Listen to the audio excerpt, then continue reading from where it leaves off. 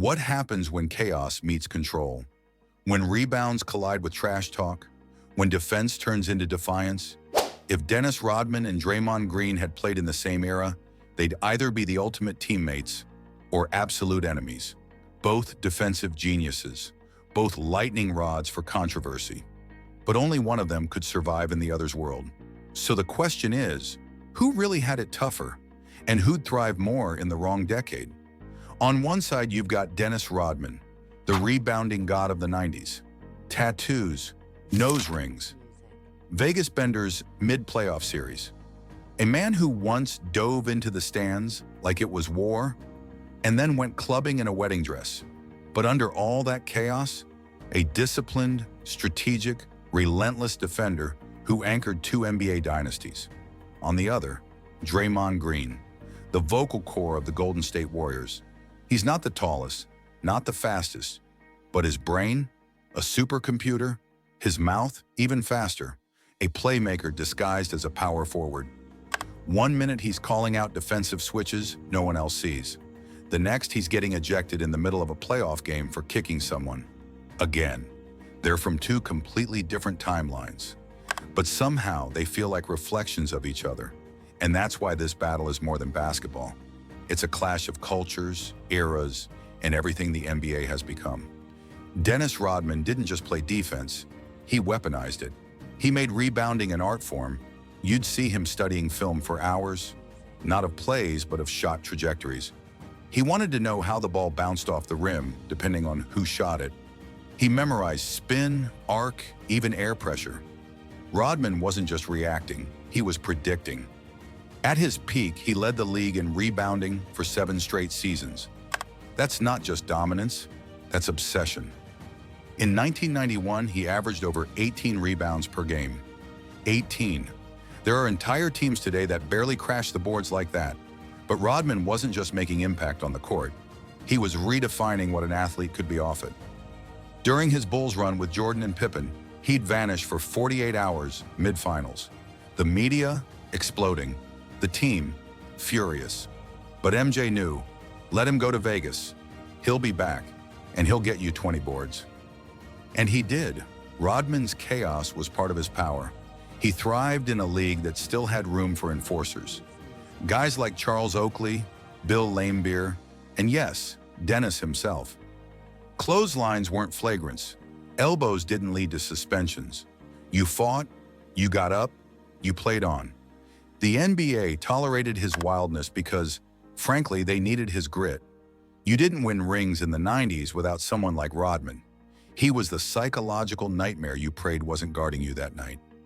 And when he was, you knew your shots were about to feel way harder than they looked. Now fast forward, new rules, new era.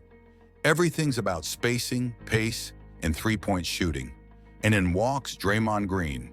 He wasn't supposed to be a star. Second-round pick, undersized, no elite vertical. But then you realize he sees the game like a grandmaster sees chess. 5 moves ahead. Draymond's not your traditional big. He guards centers one night, switches on to guards the next. He quarterbacks the defense like it's his second language. That's why he's the only player to ever win Defensive Player of the Year, lead a dynasty in assists, and still be the guy who gets the tech every other game. Because here's the thing. Draymond isn't calm. He's not polished. He's volcanic.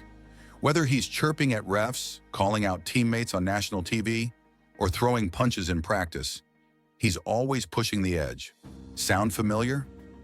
Like Rodman, he's a master of disruption. But where Rodman was chaos-hiding genius, Draymond is control disguised as chaos. There's method in the madness. He podcasts after games, breaks down the psychology of opponents, and then gets suspended for stomping on someone's chest in the playoffs. But in today's NBA, he's not just allowed to be himself, he's necessary. He anchors the Warriors' switching system. He's the reason Steph and Klay get their space. He's the one making the backdoor pass before you even see the screen coming. And that's what makes this comparison so electric. Because if Rodman was the heart of the Bulls' grit, Draymond is the brain of the Warriors' flow.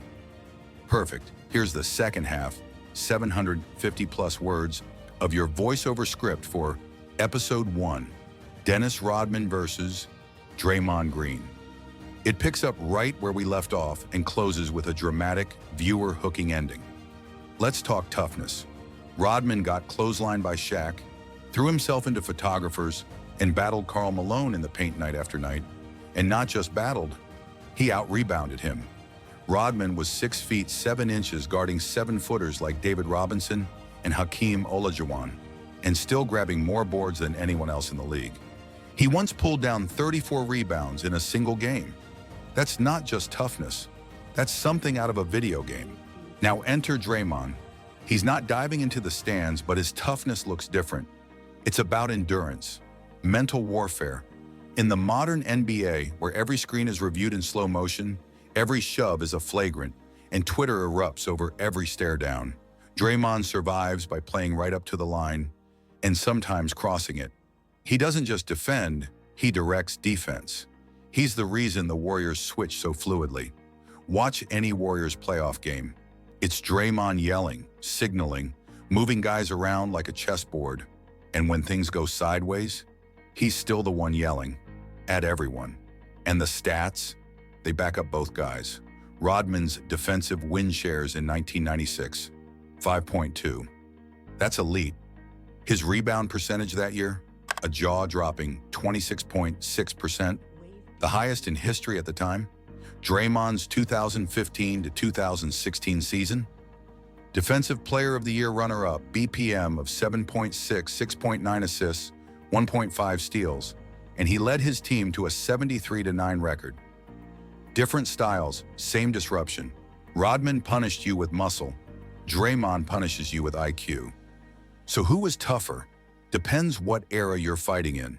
Here's where it gets really interesting. Rodman didn't just break the mold, he melted it. He wore dresses, painted his nails, dated Madonna, and told the league to deal with it. He was a cultural earthquake.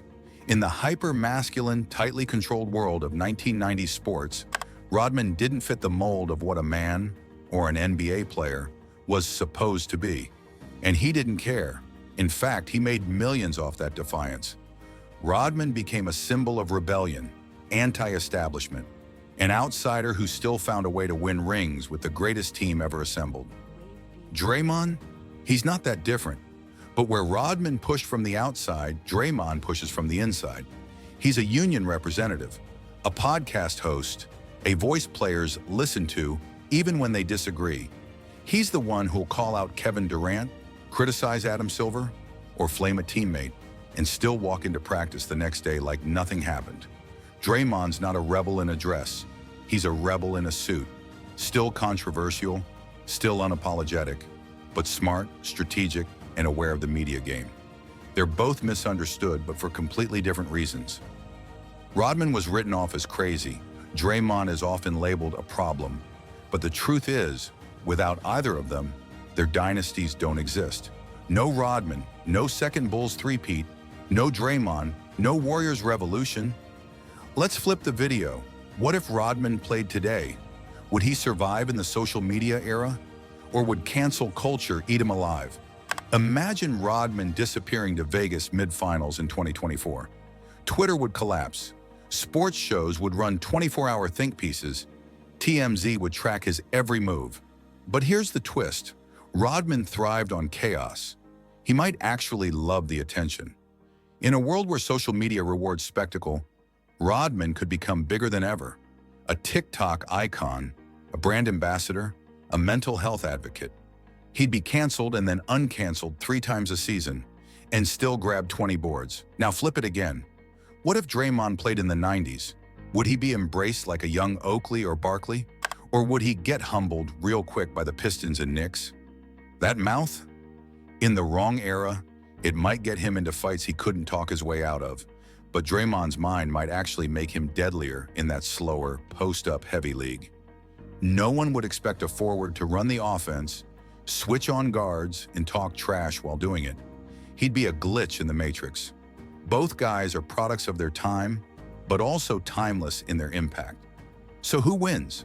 Rodman has 5 rings, 2 DPOYs, 7 rebounding titles, and an aura that shook the league. Draymond has 4 rings, 1 DPOY, 2 Olympic golds, and a role that redefined how we build a team. Rodman's legacy is chaos turned into championships. Draymond's is leadership turned into legacy. Rodman was the ultimate wild card. Draymond is the ultimate system disruptor. One played with Jordan, the other with Curry. Both made history. But here's the truth. This battle isn't over. It's just beginning. Because every generation has its Rodman, and every dynasty needs its Draymond.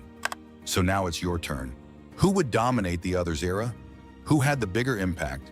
And if you had to choose one for your team, who are you taking? Drop it in the comments. Debate it, argue it, break it down stat by stat, or just go with your gut. But remember, greatness doesn't always look pretty. Sometimes it screams at refs, wears nose rings, and gets ejected in Game 3. 2 eras, 2 minds. One question that still divides the game. This was only round 1. See you in the next battle. If you're loving these head-to-head showdowns, hit that subscribe button, because we're just getting started. More legends, more clashes, more chaos coming your way.